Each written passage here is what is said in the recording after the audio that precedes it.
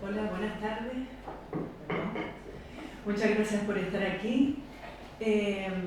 Queríamos darle las gracias, yo hablo en nombre de la Asociación de Cine Vértigo. Le queríamos dar las gracias a la Casa de Colón por acogernos una vez más. También a la Fundación Japón, gracias a la cual patrocina este evento, esta semana de cine japonés, que como todos los años acaba las actividades que realizamos durante el año. La 17ª ya, parece mentira, pero así es. También queríamos dar las gracias a José Manuel Ramírez, que es el que ha realizado lo que ven atrás, la imagen de esta semana de cine japonés, ya lleva varios años haciéndola. También queríamos agradecer la presencia del cónsul de Japón aquí con nosotros. Hacía mucho tiempo que no teníamos la presencia de alguien de Japón aquí.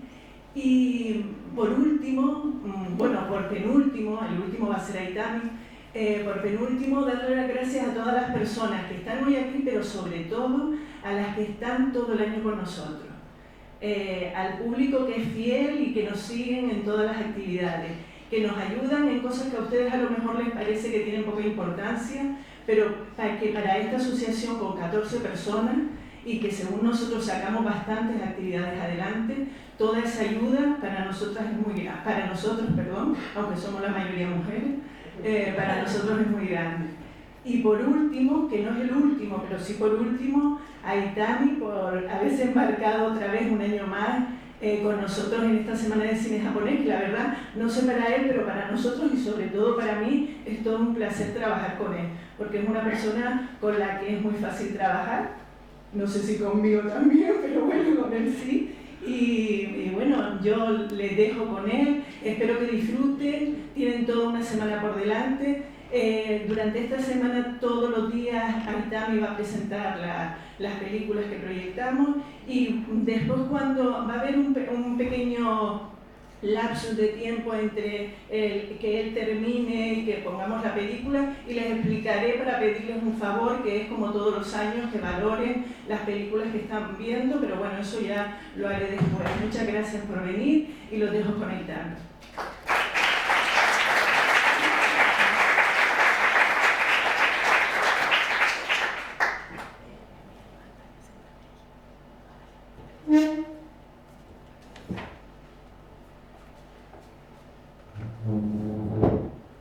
Buenas tardes. Buenas tardes. Muchas gracias por estar aquí, por acompañarnos este año. Como siempre, darle las gracias a la Casa de Colón por acoger esta semana, por invitarme. Darle las gracias a la Asociación de Cine Vértigo por darme esta oportunidad también.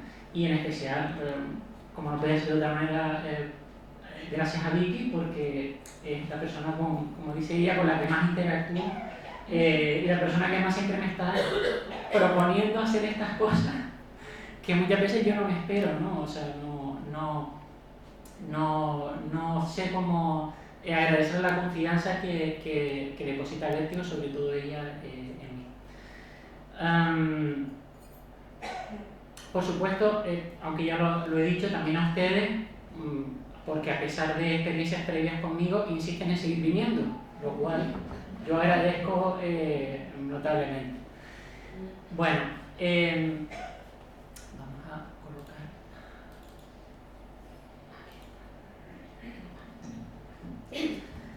El propósito de esta conferencia, con este título tan peculiar, pero que podría haber sido Prehistoria del Chámbara o Orígenes y Fundamentos del Chámbara, un poco el que a ustedes más les gustase, pero siempre en la línea de el conocimiento de este género, ¿no? Este género tan particular. Pues como digo, el propósito de esta conferencia, igual que lo ha sido de las anteriores, no es otro que definir un marco teórico, darles a ustedes una serie de conocimientos y de ideas que les permitan enfrentarse a las películas que a lo largo de la semana iremos viendo, siempre relacionadas con el ciclo, pero siempre aportando algo más a la visión general que planteamos desde el primer día, ¿no? de la conferencia inicial. En este caso, la deriva que va a tener el ciclo a lo largo de la semana es conocer el nacimiento, evolución y muerte, porque realmente es un género que, aunque muy puntualmente se realizan películas de Chambara, prácticamente ya no existe, ¿no? No existe como un género industrial. Pero que sin embargo fue un género que reinó en la industria cinematográfica japonesa durante unos 60 o 70 años. Hasta el punto de que prácticamente todos los grandes cineastas japoneses, esta mañana comentaba con Luis, el caso de Sinaruse había hecho alguna vez un Chambara, porque era el único que yo tenía dudas y él me vino a confirmar que él también pensaba que no. Pero Misoguchi, por supuesto, hizo Chambara, Kurosawa, por supuesto, e incluso Ozu, su primera película, Soichiku, la película con la que debutó como director, era un Chambara. Este género, realmente el Chambara, el nombre original sería Kengeki, cine de espadas, el cine de espadas japonés. Chambara es un nombre popular que, como saben, si han leído el programa del ciclo, deriva de esta onomatopeya chan chan bara bara, que significa el choque de las katanas y el corte de la katana sobre la carne. Esa onomatopeya trasladada al lenguaje coloquial, al hacer la contracción sale el Chambara, ¿no? En realidad, aunque yo me voy a referir constantemente a él como un género, en realidad lo primero que tenemos que tener en cuenta es que es un subgénero. Es un subgénero dentro de Jidaigeki o drama de época. Y además tiene la peculiaridad de que el público occidental conocimos el cine japonés a través del Chambara. Porque Rashomon, la película de Akira Kurosawa, aunque desde luego es un Chambara muy poco convencional, no es un Chambara de género, un Chambara de autor, y que además está hecho en un contexto muy diferente, de posguerra y demás, pero sin duda es un Chambara, o sea, es una película de género.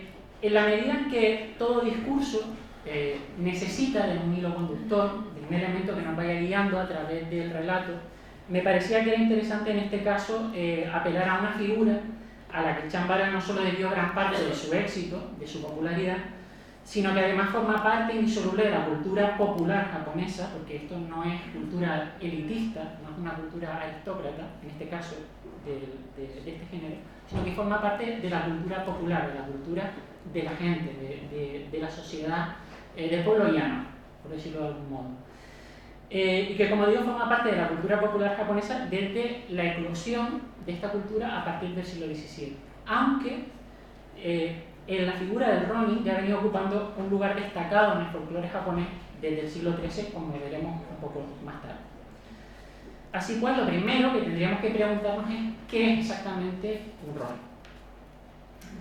El vocablo japonés Ronin se compone de dos signos. El primero es Nami, que podríamos traducir al castellano como hola, y el segundo es Hito, que significa hombre o ser humano. Literalmente habría que hablar entonces de un hombre ola, de un hombre que se mueve como una ola, que vive como una ola o que es como una ola. Por tanto, es un hombre errante, un vagabundo. Básicamente la traducción literal sería un vagabundo, pero no un vagabundo cualquiera, sino un vagabundo muy específico, que es un samurái. Un samurái que se ha visto abocado a una condición de vagabundo. Las causas por las que un miembro de esta casta privilegiada de Japón, porque lo fue durante muchos siglos la casta que estaba en la cúspide del sistema cuatriestamental de casta japonés, las causas, como digo, por las que podía convertirse en Ronin eran varias y de distinta naturaleza. Lógicamente, la cuestión hereditaria era la más directa. Si alguien, por alguna causa, se convertía en Ronin, todos sus descendientes, lógicamente, adquirían esa condición por una deriva natural, ¿no? Sin embargo, antes de llegar a ese punto, obviamente había que pasar por otras vías. Principalmente la disolución de un clan. La disolución de un clan causada por la derrota de ese clan o por la pérdida de la línea sucesoria, porque el señor no había tenido descendientes. Al perderse esa línea sucesoria, el clan se disolvía o era absorbido por otro. Y la otra condición era la expulsión del clan como castigo. Un castigo que podía ser motivado bien por una falta grave o ni siquiera como castigo, simplemente por un despido. Se le despedía. Hay que tener en cuenta que dentro de cuando hablamos de samuráis, miembros que pertenecen a la casta, no hablamos solamente de los guerreros, hablamos de toda la gente que formaba parte del clan. Y eso era toda la servidumbre también. Toda esa gente formaba parte del IE, de la familia del clan samurái. Cuando esa gente quedaba sin empleo, toda esa gente se convertían, obviamente, pasaban a esta condición. Tanto las guerras entre daimios, entre los señores feudales que precedieron a la unificación de Japón del siglo XVII, como la política represiva que impusieron los Tokugawa, los vencedores de esa guerra de unificación, a partir del año 1615 aproximadamente, pues como digo, todas estas condiciones motivaron la proliferación de los ronin entre los últimos años del siglo XVI y los primeros del XVII. En ese momento, la casta samurái era un grupo social que alcanzaba el 10% de la población total. Hay que tener en cuenta que en aquel momento eran 25 millones de japoneses. El 10% de 25 millones es mucha gente. Y era mucha gente que se vieron obligados a quedarse en la calle y a tener que estar vagando por el país sin propósito, ¿no? Sin un propósito claro. Y lo que es peor, sin la posibilidad, al menos en principio, aunque lógicamente muchos terminaron haciéndolo, sin ejercer la posibilidad de ejercer otro tipo de actividades lucrativas. No podían dedicarse al comercio ni podían dedicarse a la artesanía, porque se consideraban actividades, digamos, reprobables, que no formaban parte de su clase. Algunos de estos ronin, los más afortunados, hallaron una salida en la enseñanza de las artes marciales, como instructores de artes marciales, en el kendo, la esgrima o en el judo, el arte del arco, como se ve en la imagen, y otros lo encontraron en el cultivo de las artes, la literatura, la poesía, algunos incluso también la vida clerical. Este va a ser el caso, los ejemplos más conocidos de esta época, aunque va a ser un poco más adelante, van a ser Chikamatsu, como sabemos, el gran dramaturgo japonés, y Matsubaso. Matsubaso es el poeta de haiku. Los dos descendían de una casta samurái y los dos eran ronin. O sea, sus padres habían pertenecido a un clan y habían dejado de serlo. Y como salida encontraron esta vía de las letras, ¿no? Pero una gran mayoría, formada sobre todo por jóvenes samuráis de bajo rango, sufrieron los estragos de la pobreza y pasaron pronto a la marginalidad. Este escenario, que les he ido un poco contando así resumidamente, es el que aparece en películas como Seppuku. Masaaki Kobayashi, si la han visto, narra la caída de desgracia de una familia que pertenece a un clan samurái y que se ve abocada a una serie de desgracias provocadas principalmente por la pobreza. El guión de la película, excelente película por otra parte, si no la han visto, la recomiendo encarecidamente.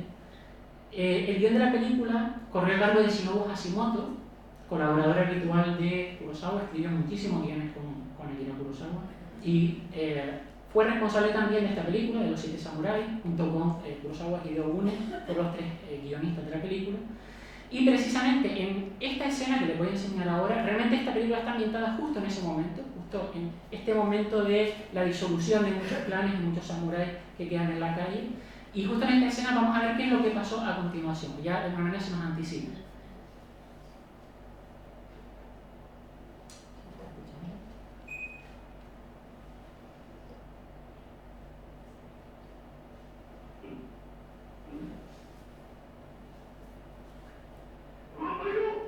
Movidos por esta necesidad de tener que encontrar un empleo, se hizo habitual que los ronin fuesen peregrinando de ciudad en ciudad, buscando a otros ronin con los cuales poder retarse en duelo.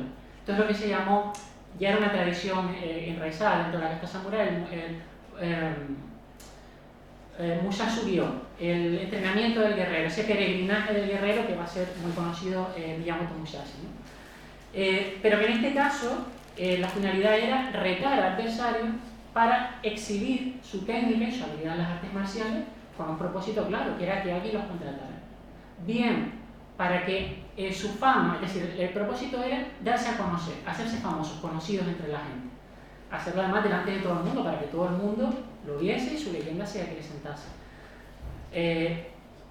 El objetivo, que un señor feudal, un clan, tuviese noticia de ello y lo admitiese en su clan, o lo contratase como instructor, o alguien, cualquiera, como pasa en la película, estuviese dispuesto a contratarlo como mercenario o como guardaespaldas, que es lo que aparece en la película Yojimbo, por ejemplo, que vemos en el juego, ¿no?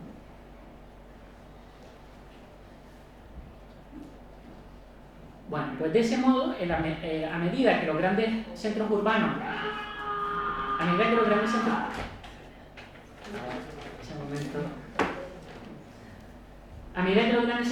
se convertían en punto de encuentro para estos Ronin que estaban buscando oportunidades, los más problemáticos comenzaron a agruparse en bandas con tendencias delictivas, antisociales. Y ahí va a aparecer un personaje que está representando a este señor.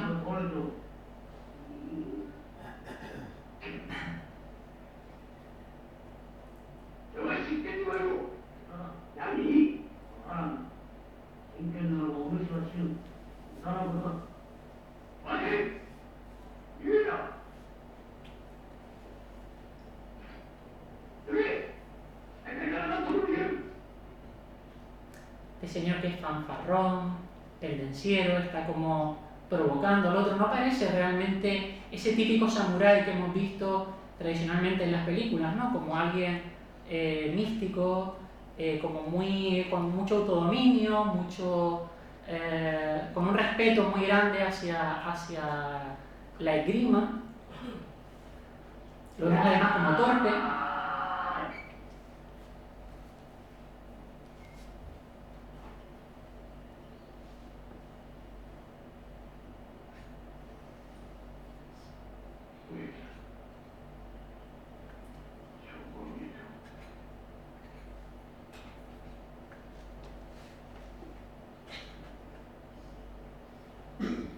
Fíjense cómo Kurosawa los contrapone a los dos, para que veamos cuál es el samurái clásico y cuál es este tipo distinto de samurái.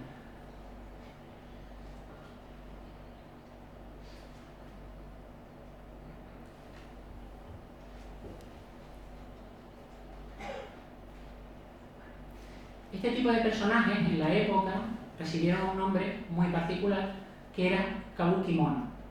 Los kabuki mono no tiene una traducción literal, pero hay autores que proponen como, para acercarlo un poco a nuestro idioma, como tipos raros, tipos estrafalarios, tipos extravagantes. El kabuki mono era un personaje que destacaba por su conducta social desviada, se salía de la norma, por eso adquiere ese nombre. El verbo kabuku en japonés significa inclinar o torcer, y kabuki mono significa persona desviada, pero desviada en ese sentido de que se sale de la norma. En el año 1603, la orden jesuita, que estaba destinada en Nagasaki, elaboró un diccionario que todavía se conserva, el vocabulario de la lengua de Japón, en el que hacía una traducción del japonés al portugués para los misioneros que estaban destinados en el archipiélago. Y en la entrada al término kabuki mono, que además aparecía escrito tal cual lo están viendo ahí en la pantalla, lo definía como personas notablemente excéntricas, con un comportamiento que sobrepasa los límites de la normalidad o que responden de una manera impulsiva o furiosa. Básicamente el personaje que acabamos de ver en la película de Kurosawa. Carlos Rubio es un experto en literatura japonesa español que ha traducido muchísimos libros y ha escrito muchísimos libros sobre literatura clásica japonesa, que también les recomiendo. Nos aportaba una descripción un poco más profunda, citando a una antropóloga japonesa, Eiko Ikegami.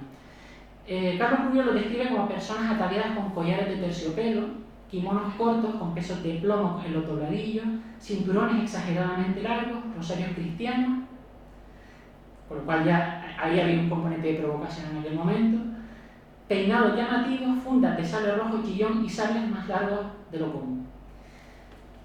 Más o menos la imagen que están viendo en la pantalla, que además corresponde a está extraído de un emakimono, de una pintura en rollo de la época. Otras fuentes ponen el acento en el carácter fanfarrón que hemos visto, ruidoso, sumamente pendenciero. Lo cierto es que los duelos y las peleas entre estos personajes, porque ya no eran retos, ya se peleaban directamente, eran muy comunes en la época. Además, peleas entre bandas, ya ni siquiera eran duelos, sino peleas entre bandas, entre muchas personas. Extorsionaban y agredían impunemente a los ciudadanos, de castas más bajas, por supuesto, y hasta se dice que practicaban el sugigiri. El sugigiri es una técnica que consiste en utilizar el filo de una katana sobre una persona indefensa viva, simplemente por diversión. Esto aparece además en una escena de la película Zatoichi, que vamos a ver, no llegan a culminarlo porque lo intentamos a Zatoichi y obviamente no le sale, pero lo que están representando en esa escena es el sugigiri que se creía que practicaban los kabuki mono. Bueno, por razones obvias, el todavía joven gobierno Tokugawa vio en ellos una amenaza a ese nuevo orden social que trataban de imponer, y tan pronto como se asentó en el poder, condenó sus acciones tachándolas de peligrosas y obscenas.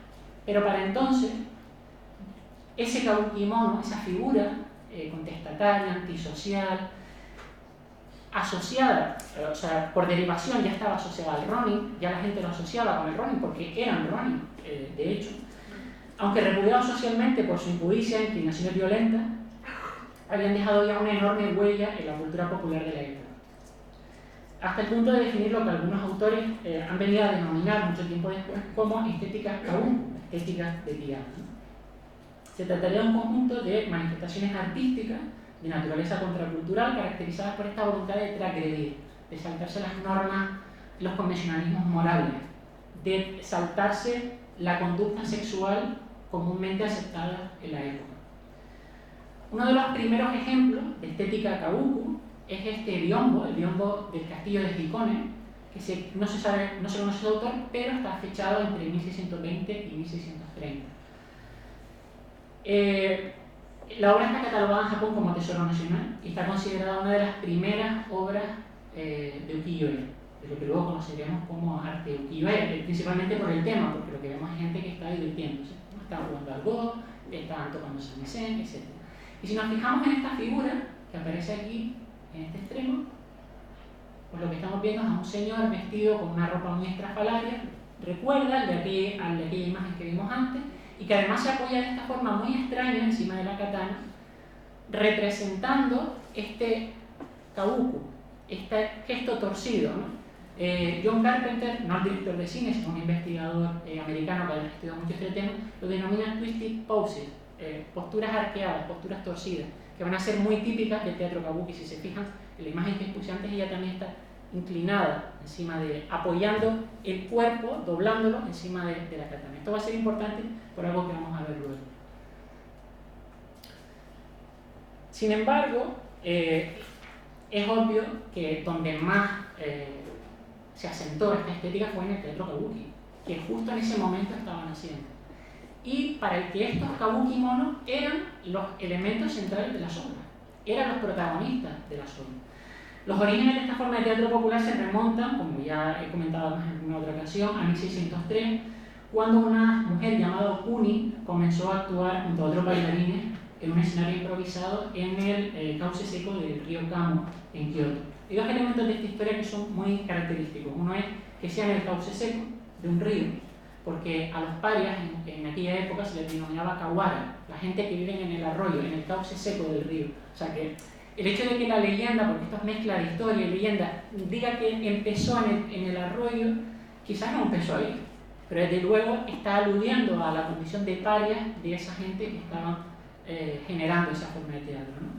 Y la otra es que no se sabe muy bien si realmente Okuni se llamaba Okuni, porque parece ser que había una señora en aquella época que se llamaba Okuni, que había sido muy conocida por una serie de bailes, y que esta señora en realidad no se llamaba Okuni, pero que la imitaba, se apropió de ese nombre para construir su nombre artístico, pero ha pasado la historia como Okuni. De hecho, en Kioto hay una escultura Okuni muy importante, muy conocida.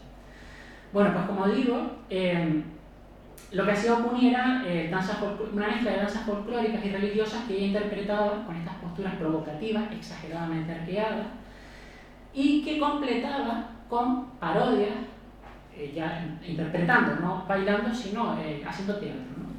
Con parodias de carácter erótico que representaban los flirteos entre prostitutas y conocidos kabuki monos de la época. Uno de ellos, Nagoya Sansaburo, se creía además que era amante y benefactor de la propia Okuni y que por eso ella lo representaba. Las pinturas en rollo, bueno, de hecho aquí lo estamos viendo, esta sería una representación de ella. ¿Se fijan esta forma que tiene de llevar la katana a los hombros? ¿Recuerdan cómo la llevaba Toshiro Mifune en Los Siete Samuráis? Va toda la película está imitando obviamente a los Kurosawa. O sea, Kurosawa le pidió expresamente que imitara este tipo de imágenes, ¿no? Las pinturas en rollo de la época muestran también representaciones de asaltos y de doblas a espada protagonizadas por kabuki mono, como el propio Nagoya, que ya he citado, Sansa, es como se le conoce popularmente, y Fuwa Banzaemon, cuyas aventuras serían recopiladas ya décadas más tarde por el teatro kabuki en una colección de obras que se llama Fuwa Nagoya Mono, que forma parte del repertorio tradicional del kabuki. Aunque esta forma de teatro popular fue tolerada en un principio por el shogunato, a medida que se empezó, bueno, de hecho se cree que Oguni, está datado que Oguni en 1607 actuó en el Palacio de Edo delante del shogun. Con el tiempo se consideró una influencia negativa. Obviamente, si los kabuki monos empezaban a ser perseguidos, que se representara y que se les promoviera en el teatro, también tenía que ser perseguido. ¿Qué hizo el kabuki? Pues como forma de sobrevivir, por pura supervivencia, se refugió sus historias en un pasado idealizado de Japón, un pasado más noble que ese presente en el que ellos vivían, que estaban representando, camuflando ese aroma contestatario de sus personajes en el Bunki Monogatari, el relato de hechos históricos que describiríamos. De ese modo nacía lo que luego conoceremos como Kidai Mono o drama de Edo, que conjuntamente con el Seiwa Mono o drama contemporáneo, los dramas que representaban la vida del periodo Edo en ese momento, van a dominar la escena japonesa durante 200 años. Pero ¿qué son los Bunki Monogatari? Los Bunki Monogatari son relatos de hechos heroicos, son crónicas bélicas, crónicas de hazañas heroicas, de personajes. Sería el equivalente a nuestra Ilíada, a nuestra Odisea, por hacer una comparación demasiado eurocéntrica, pero para que lo entendamos todos, ¿no? Y se ambientaban en esa época, en el entorno al siglo XIII, los últimos años del periodo Heian, la corte de Kioto, y los primeros del periodo Kamakura, principios del siglo XIII. Estas historias eran transmitidas por trovadores ambulantes, generalmente mujeres. Esto merecería la pena hacer solo una conferencia sobre esto, sobre el papel de la mujer en la historia de la cultura y el teatro japonés. Si recuerdan ese personaje de Bidado Haru, cuando ella termina al final de la película, después de pasar por una vida de cortesana y se convierte en monja mendicante, esas monjas mendicantes eran las que iban pueblo por pueblo contando las hazañas de los Bunki Monogatari como forma de vida. Porque en esos Bunki Monogatari también iban metiendo los ideales de los nuevos señores: la abnegación, el honor, la lealtad, los principios budistas, toda esta retórica del guerrero, la retórica budista asociada al guerrero que se estaba empezando a imponer en torno en aquel momento empezaba a ser dominante el Zen, etc. De ese modo, la incipiente cultura popular nipona de principios del siglo XIII, que florecería, como dije antes, en el siglo XVII, fue creciendo unida al relato de esas hazañas ejemplarizantes protagonizadas por valerosos guerreros como los Taira, los Minamoto o los hermanos Soga, cuyas vidas, modelo de hombría, de ética confuciana, de valores budistas, como acabo de decir, serían compartidos por generaciones japoneses gracias a la tradición oral. El pueblo conocía estas historias porque formaban parte de su acervo cultural. En este punto, y pese a que el más importante de estos bunki fue y sigue siendo el Heike Monogatari, obviamente, representaban estas imágenes que he extraído de la película Kwaidan, El Más Allá, también de Masaki Kobayashi. Me interesa que nos detengamos en la historia de los hermanos Soga.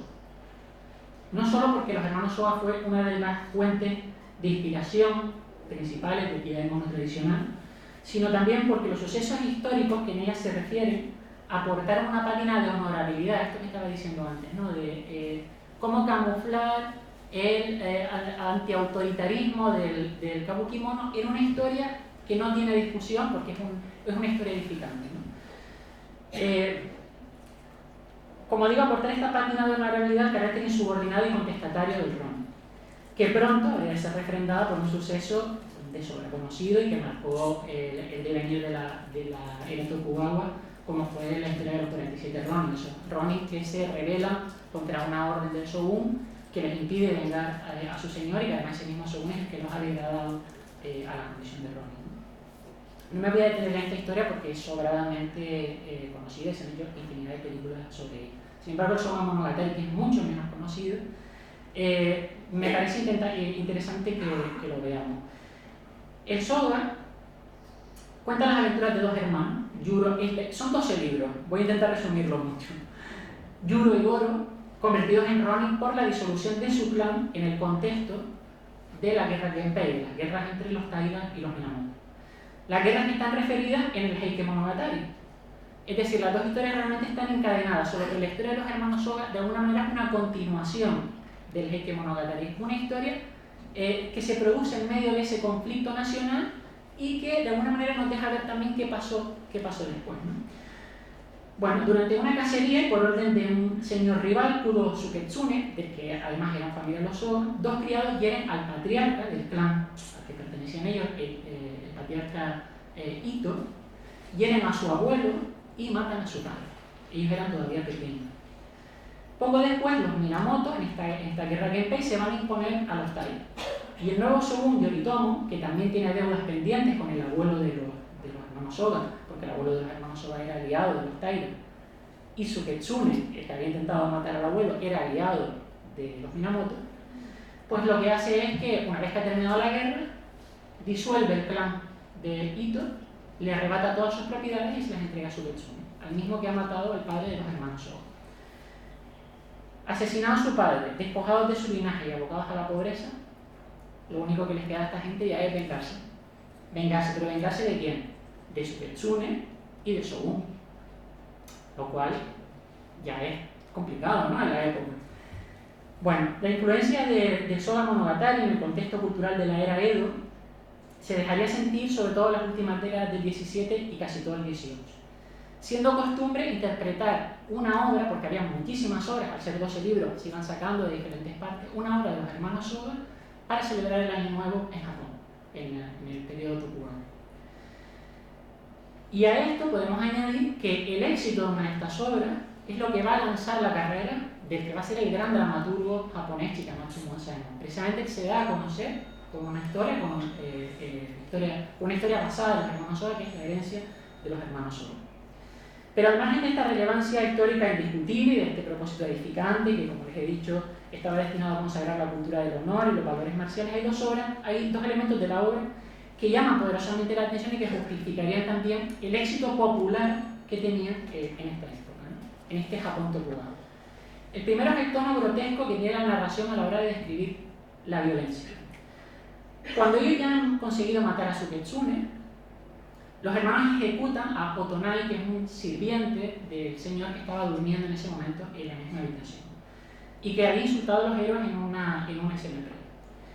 Y el texto dice lo siguiente, obviamente traducido en el castellano actual, porque en el japonés arcaico sería muy parecido a este castellano del Quijote, ¿no?, pero traducido al castellano convencional sería: en lugar de levantarse por su espada, Otonai intentó escapar a Gata. Yuro corrió tras él y de un tajo lo cortó en dos, hundiendo la hoja de su espada en el hombro izquierdo y sacándola por el costado derecho. Otonai cayó al suelo, Goro se alanzó sobre él y le cortó los muslos. Así Otonai, que por entonces tenía más de 40 años, en un santiamén quedó despedazado en cuartos, muriendo en el acto. Pudo haber salvado la vida, pero prefirió huir cobardemente en lugar de enfrentarse. Así, por decir lo que no debía, pereció descuartizado. ¡Qué fin tan terrible! Al ver los cuartos de Otonai, a Goro se le ocurrieron los siguientes versos: mundo al revés, donde vacas relinchan y yeguas mugen, he aquí un cuarentón que anduvo a cuatro patas. Bonita poesía, exclamó su hermano en voz alta. Me he pasado la vida componiendo versos, pero nunca me han salido unos tan líricos como esos. Merecen ser incluidos en una antología imperial. Bien, ahora que hemos logrado nuestro propósito, ya no hay nada que nos atormente. Y riendo a carcajadas salieron del cuartel de Suketsune. Realmente sería un lenguaje muy parecido al de estas historias medievales europeas, ¿no? En eso no difiere mucho, pero tiene esta peculiaridad, ¿no?, de ese tono grotesco a la hora de describir con mucho sarcasmo y mucho humor negro la situación. El segundo, y más importante, que por eso lo traigo a colación, tiene que ver cómo encaja esta historia dentro del esquema ético confuciano japonés de la época y que todavía pervivía, además mucho más impuesta, mucho más desarrollada en el periodo Tokugawa.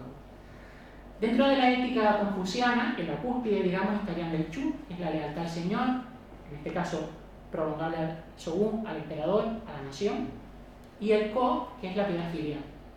En el esquema chino, o al menos esto nos dicen antropólogos como Ruth Benedict, en el esquema chino, la piedad filial está por encima de la lealtad al señor, pero en el esquema japonés, cuando ellos lo adaptan, la lealtad al señor está por encima de la piedad filial. Sin embargo, ellos al vengarse, al querer vengar la muerte de su padre, están haciendo lo contrario. Están yendo en contra del shogun, están desobedeciendo al shogun, siendo desleales para defender la honra de su padre. Y el segundo tiene que ver con esta contraposición del ninjo y el giri, ya me lo habrán oído escuchar hablar alguna vez, porque es un elemento clásico de la narración japonesa. Se han leído, ya no les digo obras de Chikamatsu, más recientes, obras de Natsume Soseki, están inspiradas totalmente en esta contraposición de lo que yo quiero hacer y lo que el deber social me dice que tengo que hacer. ¿Cuál es mi deseo? ¿Cuál es mi sentimiento? ¿Y qué es lo que la norma social me pide que haga? Ellos obviamente anteponen el ninjo, lo cual Carlos Rubio en el epílogo de la traducción al Soga Monogatari lo especificaba de esta manera: suponía una extraordinaria lección en el Japón de entonces y de no hace mucho. Es decir, es una historia que tiene su miga precisamente por esta forma de camuflar este autoritarismo, y que en aquel momento no era tal todavía. Ellos no están reconociendo al shogun, entre otras cosas, porque es el primer shogun. Era el primero que existía, pero claro, rescatado esto en el siglo XVII o XVIII, la cosa cambia, ¿no? Estamos celebrando una obra que va contra el shogun. Bueno, el caso es que, alimentado por esta conjunción de mitos clásicos y modernos, a lo que se uniría luego la leyenda de los 47 Ronin, el Kidai Mono floreció a lo largo del siglo XVIII, codificando su propio repertorio de temas, personajes y estilos. Y uno de los asuntos más característicos y que más entusiasmo despertaban eran, por supuesto, las escenas de lucha, conocidas en la jerga kabuki como Tachimawari, y cuyo origen podríamos situar en aquellas primeras representaciones de las que hablaba del kabuki. En este tipo de lances encontramos a un héroe, el Shin, que es atacado por un grupo de adversarios denominados Karami. El propósito del Karami no es matar al protagonista, sino apresar. Y el Shin esquiva sus ataques adoptando diferentes posturas que culminan en la pose dramática o mie, que marca el punto álgido de la representación. No hay además ningún tipo de contacto físico entre los actores, todo se reduce a la estudiada sincronización de la mímica y el golpeteo, ese golpeteo característico del kabuki, si han visto o han escuchado alguna obra kabuki, ese golpeteo rítmico que se denomina suke, producido por unas piezas de madera llamadas yoshi, que llevan estos señores que aparecen en imagen, y que unos percusionistas situados en el borde del escenario golpean entre sí o sobre una tabla para producir esta atmósfera de lucha, ¿no? Vamos a ver dos pequeñísimos fragmentos de La locura de Rampei, que es el cuarto acto de una obra mucho más extensa.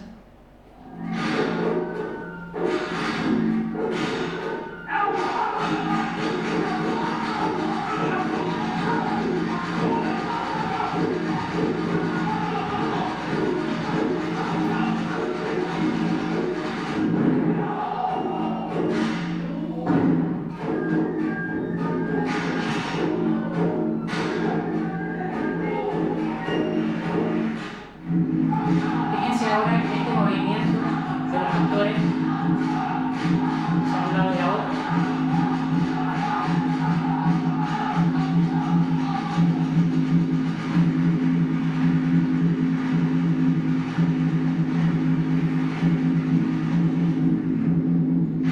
Y en esta pose final, apoyando el cuerpo, doblando el cuerpo encima de la katana.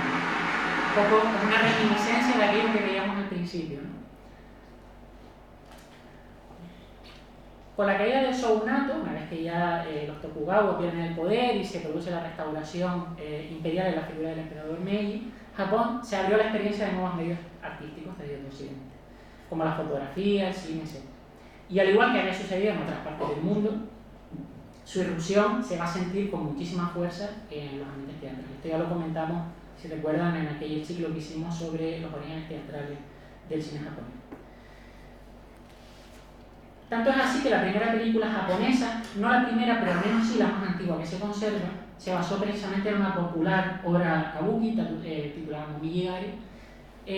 El cortometraje, dirigido por Shunichi Shibata, muestra dos escenas, una la he suprimido, que es la de la danza inicial, y la segunda es Sayaate, que es un duelo a espada, aunque en realidad si se fijan uno está luchando con una espada y el otro con una rama de ace. Esto también es muy típico del Tachimawari, sustituir las espadas por flores o por ramas de cerezo, etc. Por ejemplo, en la adaptación una de las adaptaciones de los 47 Ronin, el Tachimawari de esa obra está hecho con unas ramas, creo recordar que es de cerezo, no con katana. No hubo que esperar demasiado para que estos Tachimawari del kabuki empezasen a ser empleados como reclamo para atraer público a la sala. Y las películas de temática kabuki, llamadas entonces kyugeki, viejos dramas, empezaron a proliferar en los programas de exhibición. Quien hoy es considerado el primer director de cine japonés, Osamu Makino, labró buena parte de su fama rodando este tipo de escenas todavía lastradas por el peso de una tradición a la que él mismo pertenecía. Makino regentaba un teatro, el Senbonsa de Kioto, y en ese teatro, en el que actuaban diferentes compañías kabuki, conoció a este actor, Natsunosuke Noe. Era un actor de kabuki, no era un actor muy conocido en aquel momento, pero a él le llamó la atención su físico, su destreza física a la hora de interpretar los Tachimawari y su gestualidad. Cuando a Makino se asocia realmente con Inosuke Yokota, que era dueño de una pequeña productora que después participará de la creación de la gran productora nacional Nikatsu, de la que hemos hablado muchas veces, Makino contrata a Onoe como para hacer el papel de Shin, para hacer el papel de héroe en sus películas. Juntos van a elaborar unas 60 piezas basadas en obras kabuki, y esto va a convertir a Onoe en la primera gran estrella del Gidaigeki. Ay, se me acaba de... Voy a pasar.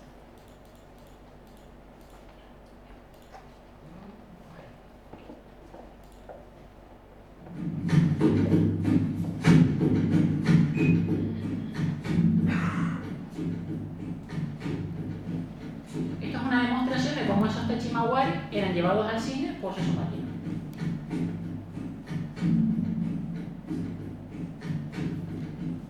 Estamos viendo lo mismo.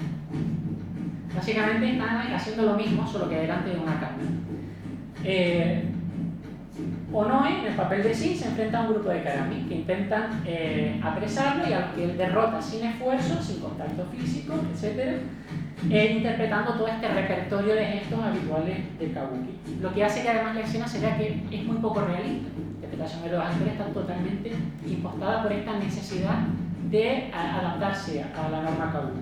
Además, casi toda la escena está rodada en una única toma frontal, lo que ya nos está hablando de esta idea teatral, ¿no?, que subyace detrás de la puesta en escena. Lo que está representando es kabuki en cine, fin. Sin embargo, la figura de Makino va a ser muy influyente.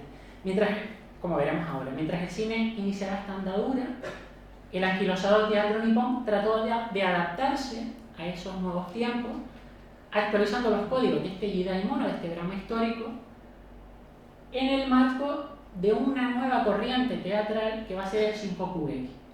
Shinkoku-geki, o nuevo drama nacional, aunque era una corriente y lo sigue siendo, en realidad era el nombre de una compañía teatral fundada por este señor, Sohiro Sawada. Sawada se había dado a conocer como actor de Shingeki. El Shingeki era el nuevo teatro japonés inspirado en el teatro realista europeo. No era un teatro clásico, sino eran adaptaciones de obras europeas que ellos adaptaban al contexto japonés. Sawada, de hecho, se hizo muy conocido por interpretar un papel en Salomé de Oscar Wilde. Y él ve que existe este vacío entre el teatro clásico kabuki japonés y ese nuevo teatro que ellos están haciendo. Entonces decide hacer una cosa intermedia, una fusión entre los dos, y crea el Shinkoku-geki. Básicamente lo que él pretendía era eliminar del kabuki todos estos convencionalismos, todas estas posturas impostadas, y darle más realismo al relato y más realismo a la interpretación de los actores. Pero ¿qué sucedió? Que como la gente que quería ver los Jidaimono clásicos estaba muy acostumbrado, para atraer al público lo que hizo fue llenar las obras de escenas de lucha, de Tachimawaris, pero Tachimawaris realistas, con violencia explícita, con violencia realista, además muy acrobático. Y las obras se reducían a ser meros vehículos de esta concatenación de constantes disputas, ¿no? Escenas larguísimas en las que una lucha se encadenaba con otra y con otra y con otra y con otra. Cuando en 1923 Makino rompe su relación con Onoe y crea esta productora, con este logo que me encanta, la Makino Film Production, el llamado padre del cine nipón ativó la necesidad de renovar aquello que había estado haciendo, adaptándose a eso que en ese momento estaba empezando a tener éxito en los teatros, que era Shinkoku Geki. Entonces, ¿qué es lo que hace? Contrata a un dramaturgo japonés, que recordaré el nombre, Ryohei Suzukita, lo contrata para adaptar una obra Shinkoku Geki titulada Murasaki Tsuki no Kiyoeshi, La capucha púrpura y el artista grabador, para hacer una película. No les puedo enseñar las imágenes porque realmente no lo he podido confirmar y lo he intentado, pero yo creo que esta película está desaparecida. Está datada, aparecen muchísimos libros, aparece incluso el equipo técnico, pero no hay ninguna imagen en ninguna parte. Hay que tener en cuenta también otra cosa. El cine japonés, los últimos datos que yo leí del Centro Cinematográfico Nacional, antes de 1930, el centro, la institución solo conserva 70 películas. Y ellos saben que al menos en los años 20 se rodaron 7.000. Ya no hablamos de los años 10 y del principio. Casi todo lo destruyó el terremoto de Kanto y lo que sobrevivió al terremoto, los bombardeos americanos de la Segunda Guerra Mundial. Entonces, lo he intentado hasta el último momento, contactando con gente a ver si realmente esta película está en alguna parte y no lo he conseguido. Sin embargo, todas las fuentes dicen que fue una película muy influyente en aquel momento, porque tuvo muchísimo éxito y además marcó el camino al cine que van a hacer en aquel momento, no solo el propio Makino, sino su hijo, Masahiro Makino, que trabajaba también en la compañía y que después seguirá el Anikatsu, siendo un conocido director de Chambara, y Buntaro Futagawa. Buntaro Futagawa, que dirigió esta película que a mí me parece sensacional. Vamos a ver una escena. Recuerden que la de antes era de 1921, esta es de 1925.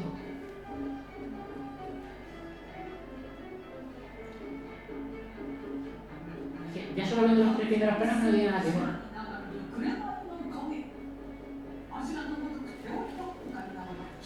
Estas películas que van a ser Makino y Futagawa son las que de verdad van a fundar lo que conocemos como Kengeki Oshima. En esta película, de hecho, ya podemos encontrar todos los elementos que distinguirían al Chambara del resto de producciones, Kyugeki o ya Jidaigeki, como se le renombró luego, de la época. Primero, actuaciones menos impostadas que las de las películas anteriores, aunque como verán, todavía el protagonista lleva este maquillaje típico kabuki, que todavía lo llevaba Shinkoku Geki, si se fijan antes en el rostro de Sojiro Sawada iba maquillado con un actor kabuki. Hay una articulación del espacio-tiempo mucho más compleja. Si se fijaron, hay distintas escalas de plano, primer plano, plano medio, plano general, estos movimientos de cámara. Este plano es espectacular porque, si se fijan, recuerda estas pinturas en rollo que vimos al principio, las que los personajes se veían desde arriba y se iba desenrollando. Pues aquí va haciendo lo mismo, solo que hacia abajo. Hacia abajo y se va moviendo hacia los lados.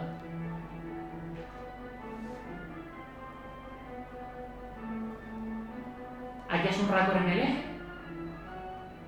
Ellos están aplicando ya todo el conocimiento que les está llegando del cine, esencialmente del cine norteamericano en aquel momento, que era el que principalmente llegaba a Japón, pero del cine occidental. Todas las teorías que en aquel momento se estaban elaborando sobre la lógica del raccord en Europa y América, y que a Japón empezaron a llegar un poco más tarde, porque el cinematógrafo también llegó a Japón un poco más tarde, y ellos empiezan a recibirla y le dan una vuelta enorme, que es lo que vemos cada vez que nos sentamos a ver una película japonesa.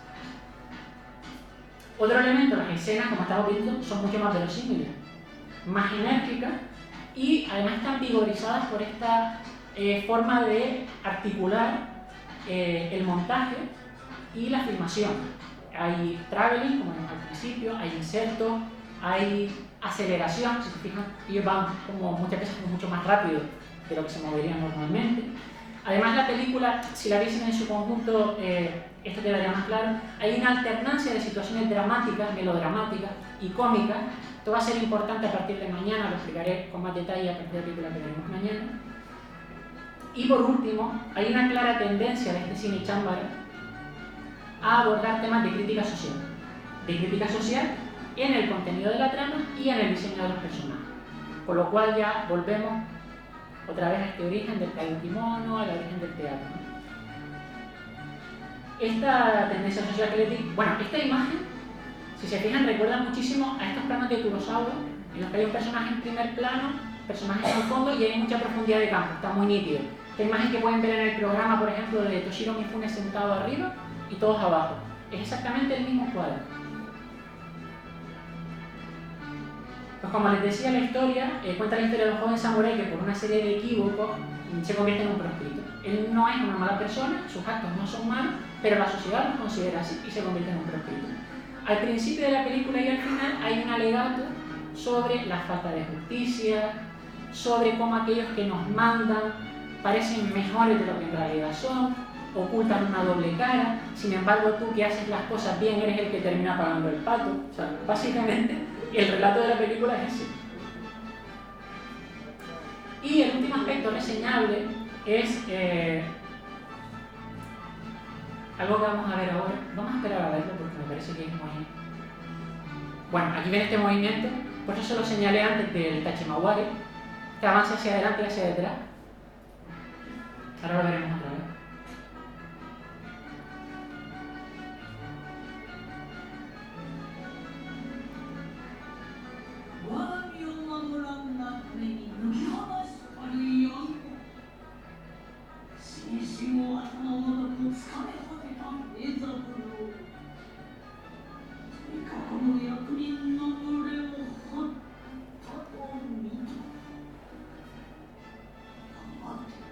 Cómo se apoya en la katana, como en el Mie, de aquel Tachimawari que vimos antes.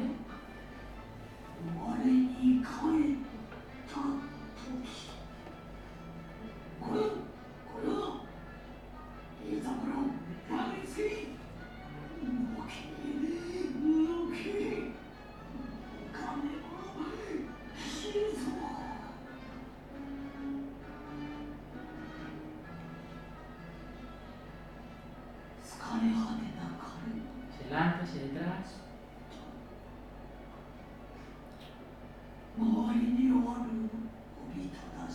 Esto. ¿Se fijaron, no? Esos frames rápidos que se van acumulando. Bueno, David Bordwell, que es un investigador norteamericano que ha estudiado muchísimo el cine japonés, elaboró una teoría en la que dice que en este contexto de los años 20 y 30, se desarrollan simultáneamente tres corrientes o tres estilos. Primero sería el estilo pictorialista, que es este estilo de planos con una composición muy elaborada, toma larga, movimientos muy lentos, que asociamos a Mizoguchi. El segundo sería el estilo fragmentario, en el que necesitas muchos planos que nunca se repiten, que sería el típico de las películas de Ozu. Y el tercero sería este, que él denomina estilo caligráfico. Esto lo van a ver muy bien representado en la película que veremos hoy, en la escena inicial y en la escena final. Van a ver algo muy parecido a lo que acabamos de ver. ¿En qué se diferencia este estilo caligráfico? En estos frames acelerados, en esta aceleración de los personajes, en personajes que se están moviendo continuamente dentro del cuadro de un lado a otro, cosa que no es típica ni en una película de Ozu ni en una película de Mizoguchi, en la que los personajes ocupan normalmente posiciones más bien estáticas o movimientos muy controlados. Y este estilo caligráfico es el que después se va a definir, va a ser como el sello de marca del chámbara. El protagonista de la película, Sumasaguro Bando, provenía también de la escena kabuki y, como Onoe, se convirtió en estos inicios de Miyagi en la gran estrella del chámbara. A través de los papeles que el guionista que les comenté antes, Suzukita, escribía específicamente para él, porque Suzukita era amigo personal suyo, y de hecho Sumasaguro Bando creó una compañía asociada a la Makino. Esta película de hecho es de su compañía y la distribuía Makino, en la que Suzukita era su guionista, escribía los personajes para él. Y él es el que realmente, ellos dos, son los que van a, a modelar este Ronin que nosotros hemos conocido luego, ¿no? Este Ronin se nutría del espíritu antisocial, violento, etcétera, que emanaba de las novelas folletinescas de la época. Donald Ritchie, en su libro 100 años de cine japonés, identifica este rol con un término que es tateyaku.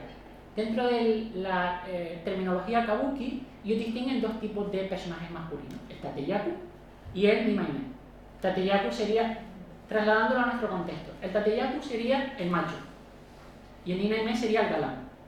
Tateyaku es el hombre viril, fuerte, etc. El nimaime es el refinado, sensible, etc.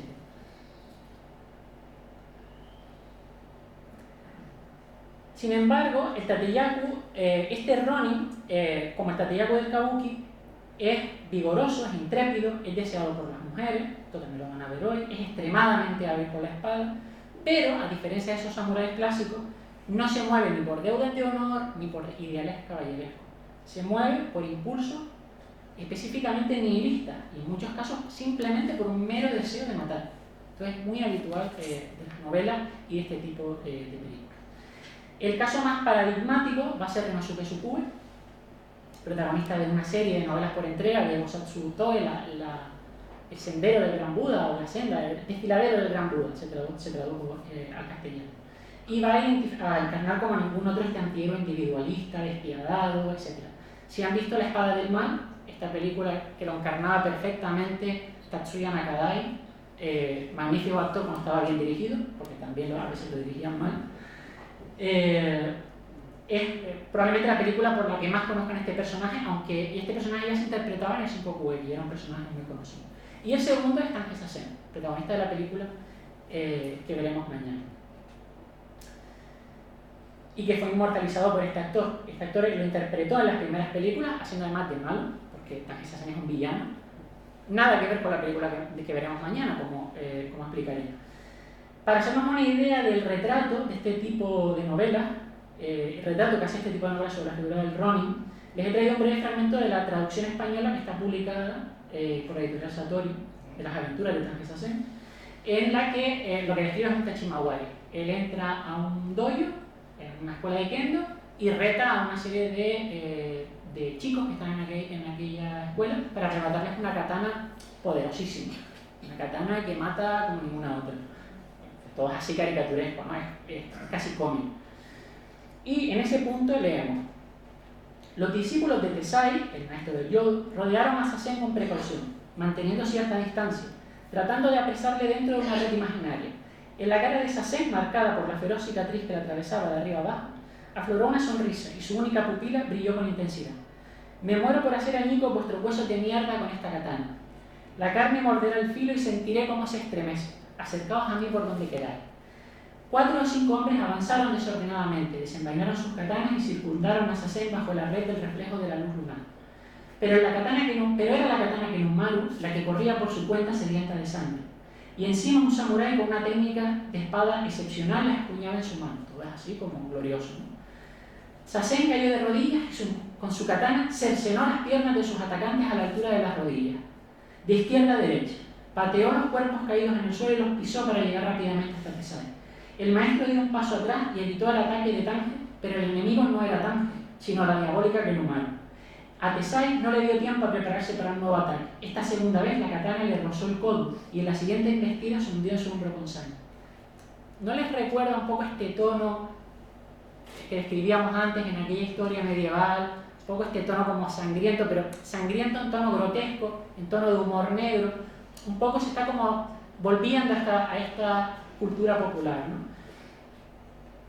Bueno, como digo,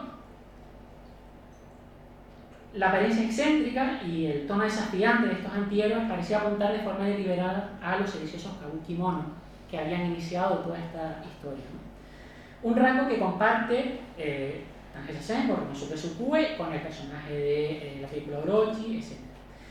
Y por supuesto, este regreso del género a sus orígenes no debió pasar desapercibido, menos aún a partir de 1927, que ya sabemos lo que pasó, empieza el periodo Showa, Japón entra en una época de militarismo y el cine, tal cual había ocurrido con el teatro, en aquella época Tokugawa, se va a convertir en el principal foco de rebeldía contra